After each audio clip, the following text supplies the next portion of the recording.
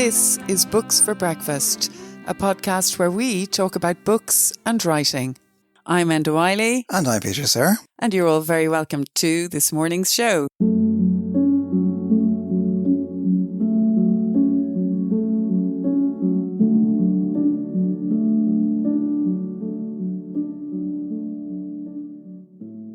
She is talking to me on the phone. She's sick, she says, but the doctors are giving her the right treatment. She's old, she says, but to me her voice sounds young, like a child speaking from inside an older woman. I was there, she says, again the smothered voice of a guilty child, stumbling over her words to hide the truth. I never told you. Where to begin? I have carried this story with me to so many countries and cities. I, Judith Mok, musician, writer, wanderer. When I look in a mirror, I see the reflection of a woman with the features of her parents clearly defined in her face. The face of someone belonging to a second generation. The children born and brought up by a first generation, who had been left on their own, who had managed to survive all attempts on their lives by a regime that meant to exterminate them like vermin. And there, in the mirror again, I am struck by the disturbing and maybe morbidly comical thought that regularly occurs to me. Is this what human vermin looks like? There were some rescued photographs, some stories told or songs sung on the trees that I would always associate with the past of my family and their friends. There were some objects that were of a mysterious significance to us, children. There was this theatre in Amsterdam which made me, as a professional performer, realize from the beginning of my performing career how thin the dividing line between the different functionalities of buildings can be. One day, a stage. Next day, a prison. Next decade, a monument. And there was the phone book with all the invisible rows of missing names. Year after year, my father would open it and stare at the pages, as if in disbelief. The authorities must have made a mistake. He knew the truth, but always looked for proof. That was Judith Mok reading from her recently published book, The State of Dark, from Lilliput Press. Judith was born in Bergen aan Zee on the north coast of Holland and studied at the Royal Conservatory of The Hague. She has toured the world as a classical soprano, moving to Dublin in 2002, where she lives with her husband, the writer Michael O'Loughlin, and their daughter, Sar. Judith is a leading voice coach working with singers from both the classical and pop worlds. Her publications to date include the novels The Pearl, came out in 2000, Gale, 2006, poetry collections had Feestmaal in 1997, Gods of Babel in 2011. The State of Dark, her new book, is part memoir and part detective story. It's a highly original, moving and powerfully written memoir of the so-called second-generation trauma, which documents how the Holocaust continues to be a living issue in European life and culture, including in Ireland. Judith is herself the daughter of Holocaust survivors, an experience which has deeply shaped her life.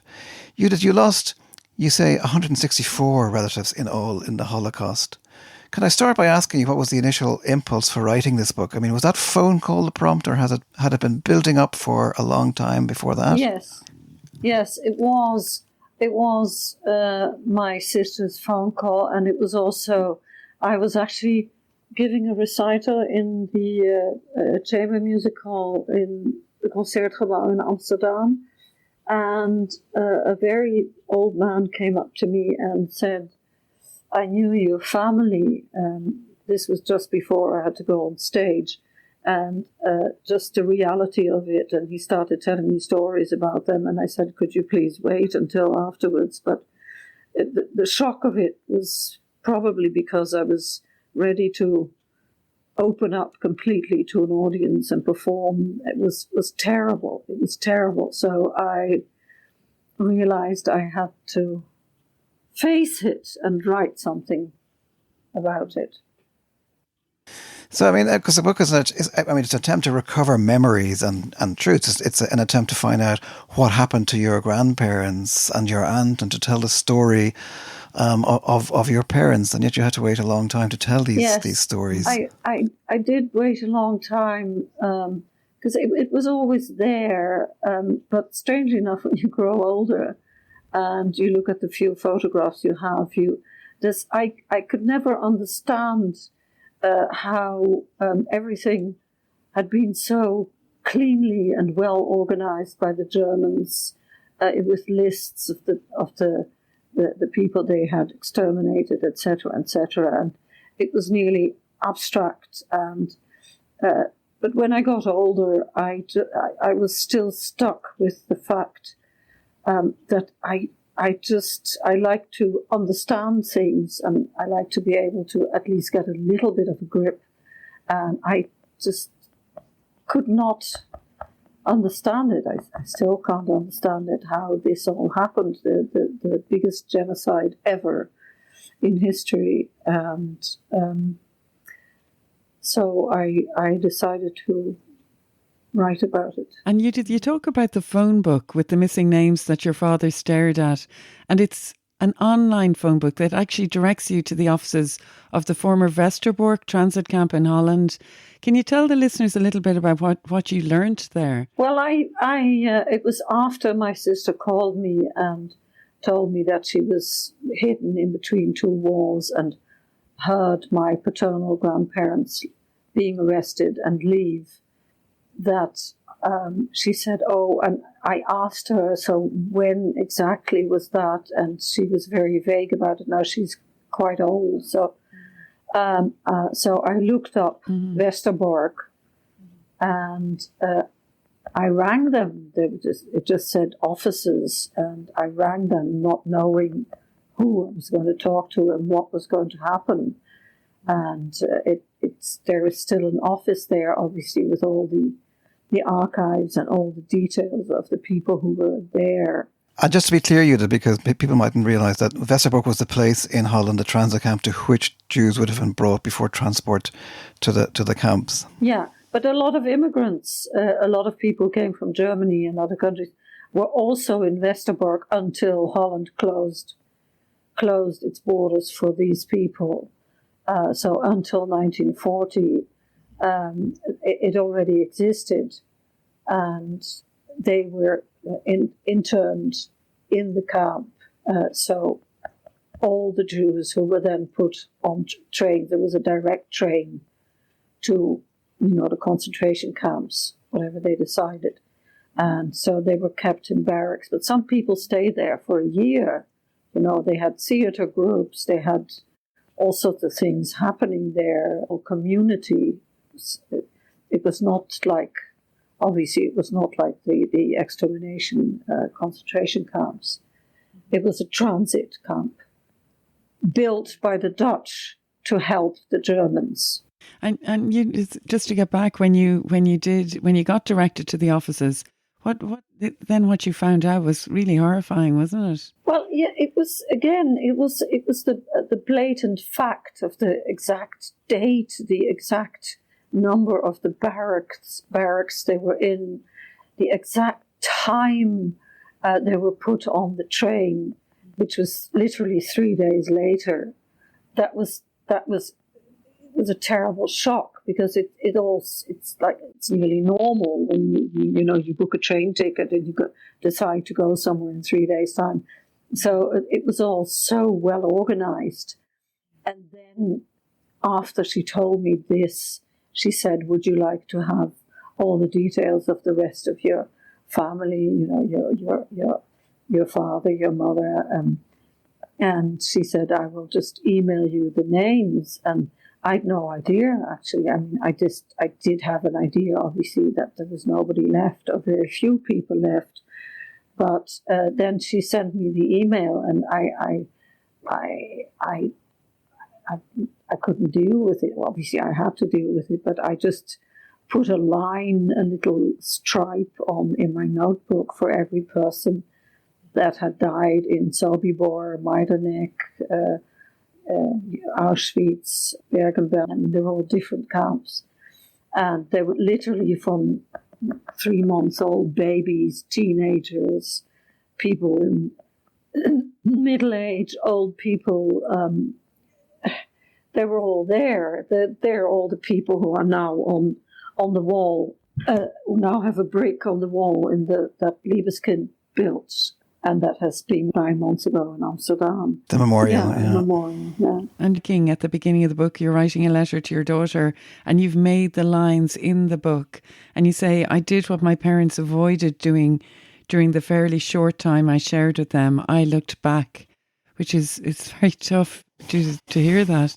One of the features of the book is that it switches back and forth in time and in place. I mean, it's a section early on when you're in Vienna, you're 22, you're studying, singing, but you get up very early one morning and you go to the train station, the Südbahnhof, and what made you go there? Well, I heard I befriended the daughter of a train driver in Vienna, and he told me that he had driven the trains from Moscow for Jews who had finally gotten a visa to go and leave Russia and go to Israel or the United States. And these trains lived at the Südbahnhof, which is an end station. I mean, it's an end station like the Auschwitz station was an end station. And I thought, I would like to see these people arrive. I mean, I have a thing with trains, which is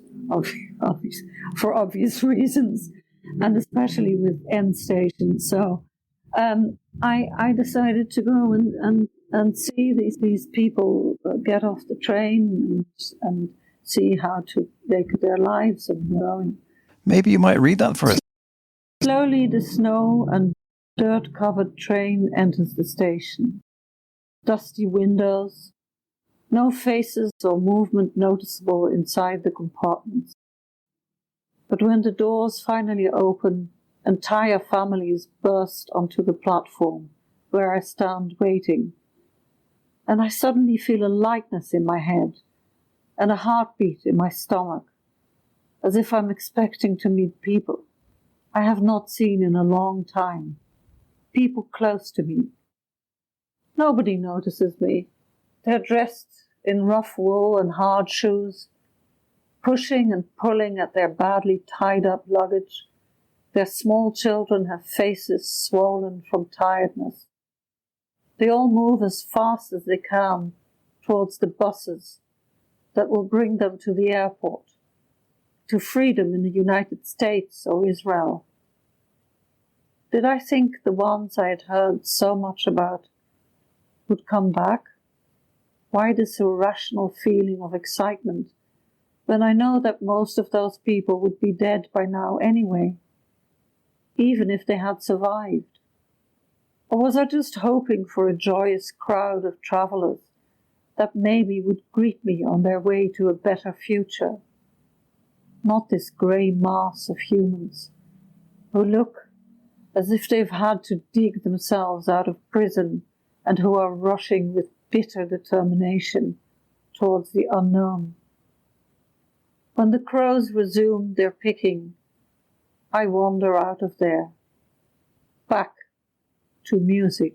It's an extraordinary image, 1979, Jews on trains, as you say, impoverished and rushing, as you say, with bitter determination to the unknown. It's very, very moving, that piece, Judith, imagining that you're going to see your people appearing there. Well, the Vienna section is followed shortly by a section on Riga in 2006, where you encounter a Jews in Latvia museum. I have to say, Judith, this section was beyond heartbreaking for me, but can you tell the listeners a little bit about why Riga is so significant to you? Well, I understand, first of all, that my grandmother, which is my maternal grandmother's family, came from Odessa, which is unfortunately now very much in the news. And Riga was the place to go to the theatre and concerts and so on. It was a very chic city. It was built in the most beautiful Jugendstil style by Eisenstein, the filmmaker Eisenstein's father. And so they travelled through Riga, my maternal family, and went to Antwerp, and from Antwerp they went to first generation Dutch. So Riga was a very, very important place. It was a huge intellectual Jewish community. Josiah Berlin was born there, a philosopher. You name it, it had a great Jewish culture. It had a lot of all burnt down except for one. And what even struck me walking around there, they built a ghetto, which was, when I was there in 2007, it was still standing there with the doors open, hanging on broken hinges, and it was shocking. And they had bulldozed the cemeteries, but there were still pieces of tombstones sticking out. And then I went to the museum, which is beautiful. There was this German officer who was on holidays and saw how they murdered the Jewish people in the streets. Actually, they murdered 35,000 people in 3 days. And it was clandestine, of course. He filmed he obviously doing this, and I saw the film, and I saw the photographs, and they literally looked like my daughter, and they looked like they looked like my family, and it made me sick. It's the first time afterwards I felt terrible. That part of the book made me feel sick too, Judith. The image that you portray of the young girls coming out, clutching their musical instruments, and you said they looked just like just headed off to dance this morning, and I just felt so much when I read that piece. And the zeal with which the Latvians murdered the Jews astounded even the Germans. You said that. And at the end of that chapter, Remembering the Dead, you say, my mind seeks for a place of hiding for them and for me. And in a way, it made me think that that's what this book is, isn't it? It's a kind of restoration of lost lives. Yes, like I said, I try to write a testament and a legacy for my parents, for my family. Yes, I try to revive them, and that's true. I try to make them come back to life, and that's also why I wrote a letter to my daughter, because she's here. And because you do bring your family back to life, because obviously, this is a book with wide ramifications, clearly, in a sense. Story is also the story of millions of Jews who were murdered, but it's also very much about one family, about your own family. And to begin with, you talk about your grandparents. You at one point you say you couldn't believe, or your school friends couldn't believe, rather, that you had no grandparents. No. And I was just wondering, could you say something about your mother's parents? Because they're a very, very interesting kind of family with great musical connections too, isn't that right? Yes, yeah. My maternal grandfather was a great patron of the arts, and he brought together with Professor Razor, who is, I'm just calling him R in the book, they brought Gustav Mahler over to Holland, because obviously, although Gustav Mahler was obviously a Jew, but had converted to Catholicism in order to be able to conduct the Vienna Philharmonic, he still wasn't allowed. It took ages before they allowed him to play his symphonies at in Vienna with the Vienna Philharmonic. And so my grandfather decided that they were going to bring him over to Holland and have his work played by the Concertgebouw Orchestra, which was an absolutely outstanding orchestra. It's still one of the 5 best orchestras in the world. And conducted by Mengelberg, who was a very, very famous conductor and later became a blatant anti-Semite and denied Mahler's music and so on. But ironically enough, they still have this great Mahlerian tradition in the Concertgebouw, which was, I like to think, brought about partly by my grandfather. And to me, that is extremely important because Mahler is, let's face it, one of the greatest composers. It's brilliant as well in the book, Judith. You have a photo of Gustav Mahler on the beach in 1906. I really liked that bit in the book where you say, I'm looking at this photo, but I'm thinking of the person who took it as well. And it was your granddad, your grandfather, wasn't it? Yeah. Which is amazing. It did. You learn a lot from your mother in her last few months. And it's as if when you're reading it, it's as if the floodgates open for us as readers as well, and for you, because she wants you to know all about her life. And when your own daughter is born, named after your father's sister, she gives you a present. Your mother gives you a present, which she calls the Silver Survivor Spoon. Can you tell us a little bit about that as well? Yes, that was a whole set of silver. My grandmother, who's from my mother's side, was a Dutch suffragette and very intellectually inclined, but she was also a great aesthete, and people would photograph her outfits. I mean, she was very fond of beautiful things. So she bought this whole set of French silver, and when the Nazis confiscated the house they stole absolutely everything that was in the house, but they dropped this spoon, and my mother picked it up. I mean, they could have shot her for it. She picked it up and she hid it. And when my daughter Saar was born, she gave the spoon to me. So she was born with a restolen silver spoon. Amazing, isn't it? And also I can testify to what Judith is saying. I'm looking at the photos as well, which I found so interesting to look at. And you can see that your grandmother is indeed so handsome looking, isn't she? Yes, apparently she was a great beauty. And my mother described all that, first the carriages and then the car and her evening capes and her dresses. And she had a lot of French great couturiers making her dresses, and her perfume, which is the same perfume I still use. Right. Are you going to reveal what it is, Judith? Yeah, it's Guerlain Mitsuko. Oh, wow. Very interesting. Yeah. I'm interested to use in how your parents met, because it was kind of an unlikely match in some respects, wasn't it? I mean, your mother first saw your father. She was 18 after a party when she went to a sandwich bar his father owned, and they were obviously from very, very different backgrounds. And later, when they met again after the war, you wrote their dad brought them together in a small town in Laden. I mean, could you tell us a little bit about them? Yeah, well, my father was a well-known writer before the Second World War already, and obviously his sister was a well-known musician.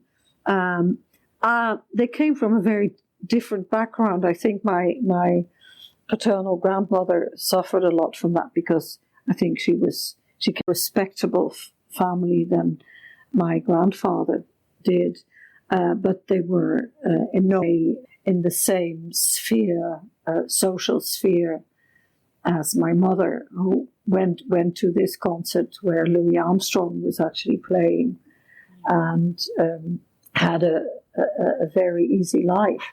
Yeah, it was very joyous, that bit. I was really delighted to read that there was Louis playing away. Amazing, isn't it, Judith? Yeah, and then they went, but my grandfather, and I say that in the book as well, apparently very clever, and won this watch for being the cleverest teenager in Amsterdam during a quiz. And I understand he was extremely erudite and witty and could never find his feet, and had all sorts of jobs, what we call in Holland 12 accidents and 13 jobs. I mean, he just didn't know. So at that stage, obviously, he had a sandwich shop. Yeah. Mother went there with her friends, because it was I'm sure, We're all still fond of pickles. So they went to this bar, and that's the first time she met my father and kind of insulted him. I'm sure my mother was quite uppity and slightly arrogant, and she was teasing him. And then it turned out that he was already, a well-known writer and was just, I don't know how, helping out his father, because I've never seen ever in my entire life see my father make a sandwich. I know you were saying that and your mother as well. She couldn't make one either. So no, they had a cook. They had people, staff, as they call it. No, she couldn't cook. She tried, unfortunately. But he was very well known, and he knew Joseph Roth, didn't he? And Joseph Roth was his mentor. There's just a new biography out, an entire biography about Joseph Roth. That's right, I saw that. He mentions and talks he talks about my father. Both my father and his sister helped Joseph Roth when he came from Berlin to Amsterdam. He was an alcoholic, but he was obviously a very generous man. So what he did is actually whatever money he had, he gave to somebody who needed to flee. Ironically, because he obviously needed to flee as well, and so he was completely destitute. And both my father and his sister helped him, so he had some money and he had lodgings and. Before he went to Paris. But he was my father's real great mentor. He called your father the poet who drinks coffee. That's right. Unlike himself. Ein Dichter, der Kaffee trinkt. That's what, and this what it was probably 10:30 in the morning. And I wasn't ready for a large glass of wine at 10:30 in the morning. I wonder, your father was Maurits Mok. I wonder, might you give us a poem by him? Yes, so there's one of his poems which has been translated quite a bit and is a well-known poem. It's called The Face of God After Auschwitz. The face of God after Auschwitz. All those souls believing in gods, translating saliva into prayers, heating dreams into myth, chilling myth into the stone, foundations of a belief. I wipe away the fog of their visions, and am alone. A freezing wind stirs a beat of a wing from horizon to horizon, which evokes and destroys forms, and leaves only emptiness behind. Snowfields covering the earth, a sun clouded by black, burnt out, soul. Thanks, Judith. And that was translated by your own husband, Michael O'Loughlin, the poet. Thank you for reading that. It was great to hear it. Judith, how did your parents actually manage to survive the war? I know Peter wants to talk about your dad in a minute and that in his case, but in the case of your mother, how did she manage to survive the war? Well, she stayed with friends who turned out to be enemies and became fierce Nazi collaborators, and she actually had to jump out of a window with a suitcase in the middle of the night. And then she hid from place to place. I know that in the last, what they call the hunger winter, which made her very sick, and she was gone. She was actually lying on the, and she came out. Well, she couldn't eat. She came out to try and eat. So that's what I mean. It was just a wandering, trying to feel safe here and there, and obviously there were very good people who hid persecuted people. The tulips as well. Tulips are supposed to be flowers of happiness and colour. Well, tulips are the symbol of Holland, ironically, because they actually Turkey. But, you know, it was even a famous war about tulips, and people lost their houses. But at auction, tulips are Holland, or I should say the Netherlands. And people started eating tulip bulbs, but she couldn't eat them. I understand she couldn't digest them. She told us she sold her last diamond ring for meat, and then she couldn't eat it. Yeah, she couldn't eat it. So no. Yeah. But your father also, went into hiding, and then he ended up being actually blackmailed by the people who were sheltering him. Isn't that right? Terrible story. Yeah, he stayed with a gay couple, two women, and they took him in, and they were addicted to substances, and they actually made him go out for morphine and other things so they could shoot themselves up. They said, if you don't do that, we will betray you to the Gestapo. And he, much later, the last year of his life, he would be sitting there sweating, and he said, I was just thinking, I actually took the train with German soldiers, and insanity. But I didn't know this until somebody on Facebook wrote a message to me, that your father was blackmailed by these women, and he wasn't the only one. They took in a number of Jews and blackmailed them all, and they actually went to jail later. After the war, yeah. I'm interested after the war, you use a very striking phrase. You say life, went back to normal. The clockwork of Holland had been reset. It was as if the history of the occupation and the liquidation of more than 100,000 people needed to be framed and put away. And it's like, I suppose, maybe that kind of sweeping of the past under the carpet, it wasn't just a Dutch thing. Maybe it was, it happened all over Europe, I suppose, but it certainly was a thing that people did.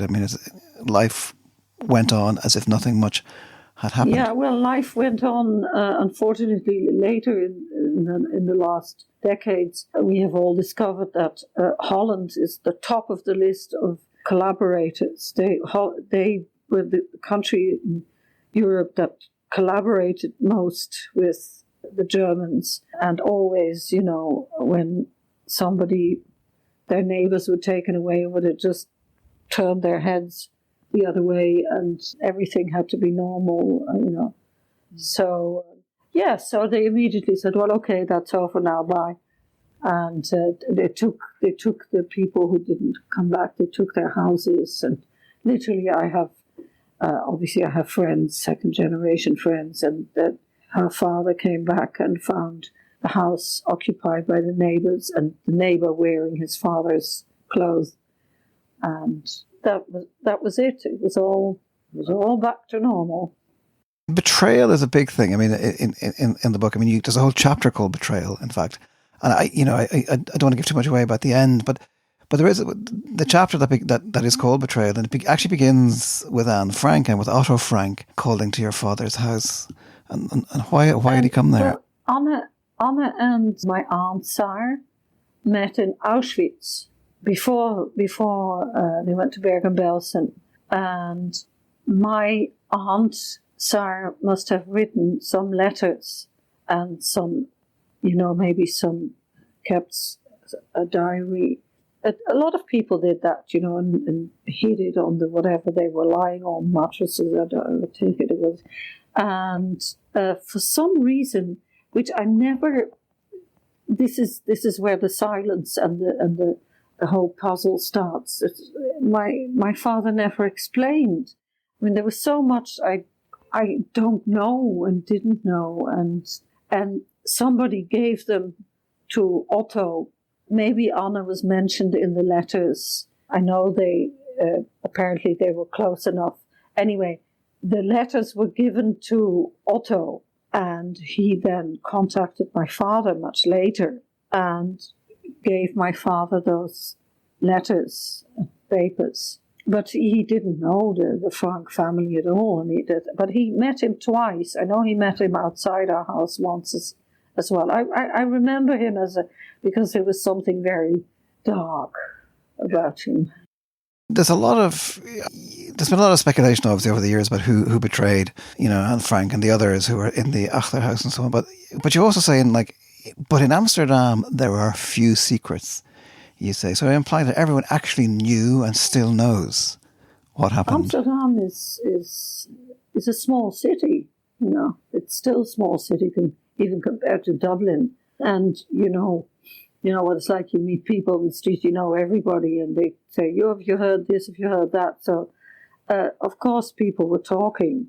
Somebody must have told somebody that they were hiding in that building, in that house on the canal. It was definitely not Miep, who took care of them and who went to jail as well, and so on.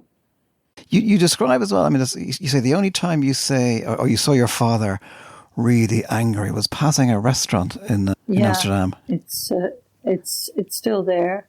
It's still thriving. And why was he so angry? Because he knew that they were the ones who betrayed his sister and her partner, Leo Strauss. And again, everybody knew. But they were famous collaborated and fascists during the Second World War. And he knew that they betrayed. They just told the police. But people got 37.50 guilders if they denounced a Jew to the police. So it was probably gathered a number of Jews and gave the names to the police and took the money. I remember walking through Amsterdam with you years ago, Judith, and you saying this shop, stay away from this shop or this shop. You were pointing out places to me. But you worked with the famous soprano Elisabeth Schwarzkopf as well, and you discover another side to her. Would you like to say a bit about that, Judith? Oh, yeah. No, that was, yes. It was, she was one of my great idols. She's a unique artist, cultivated her voice to such a way that you would recognize it anywhere. She wasn't just a soprano. Her approach to German song was unique. I really, really, really admired her and her technique. When she chose me for her masterclass, I was incredibly chuffed and happy, and so I worked with her, and then there was a big gala concert at the end of the masterclass, and she met my parents, and she was a bit strange. She kept calling, although she was married to an English Jew, Walter Legge, who founded his master's work, she kept calling the English the enemy, which we all found very strange. And she just said to me, which I've heard often when I worked in German opera houses, sind Sie aber Niederländer? Are you Dutch? She saw my parents, and I said yes. And she was very cold and strange, and I was already working with her management in Switzerland, and they wrote me a letter saying that after all this, they changed their mind, and they thought I wasn't the right person for their office or whatever. It's very, very, very strange. And then the book by Jefferson came out, which she fought tooth and nail not to have published, in which he exposed her she was a member of the Youth Nazi Party already in 1937. She became Goebbels' favorite. She was the most highly paid soprano in the German opera in Berlin. She sang for the takeover of Paris. She was one of Hitler's great favorites. She made 3 Gestapo propaganda films, which can be seen there in the archives in Moscow. Well, I obviously went and searched for everything, and then it turned out that she had a long-standing affair with Karl Frank, who was the governor of Poland during the Second World War and a famous torturer and murderer. And then it turned out that she actually sang for the officers. She gave recitals. So it got from bad to worse. And I couldn't believe that that woman had touched me, because singing is a very physical thing, and you touch people's faces and you touch their bodies to teach them to breathe. And I couldn't believe I was even breathing in the same space as that woman.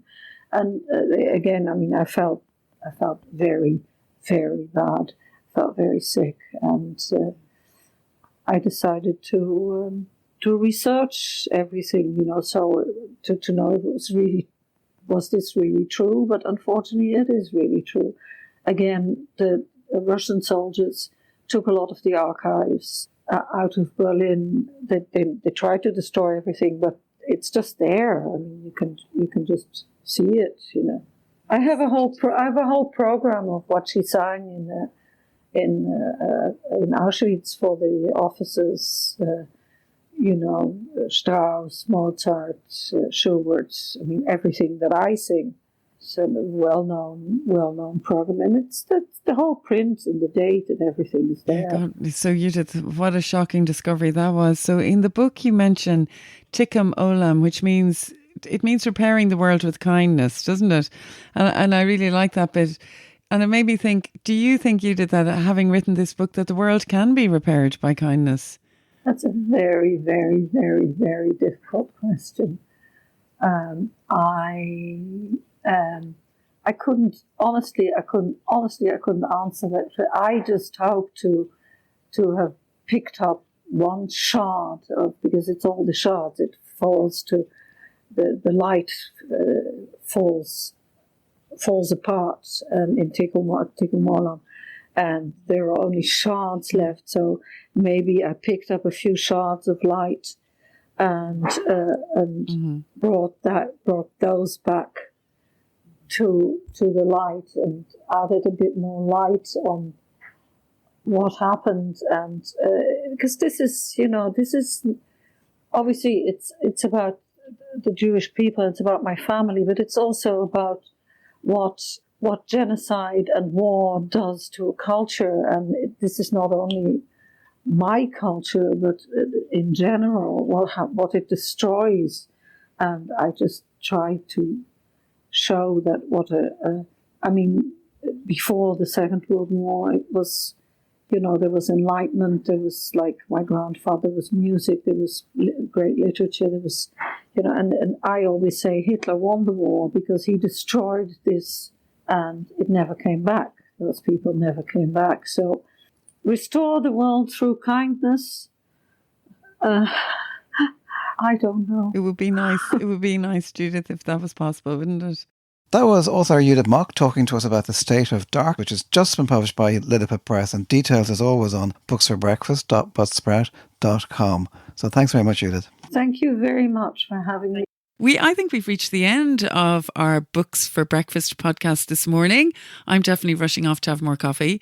And I'm Enda Wiley, and I have Peter Serra here with me. And Peter, would you like to tell everyone about the details of the podcast if they'd like to listen again? Well, you can subscribe at all the usual sources, Google and Apple and so on. And if you want to check out the notes that go along with this podcast, you can go to booksforbreakfast.buzzsprout.com. And yeah, so we'll be back again. We'll have the toast on, we'll have the kettle boiling, we will have more books to discuss, and we're looking forward to having you here. So goodbye, everybody.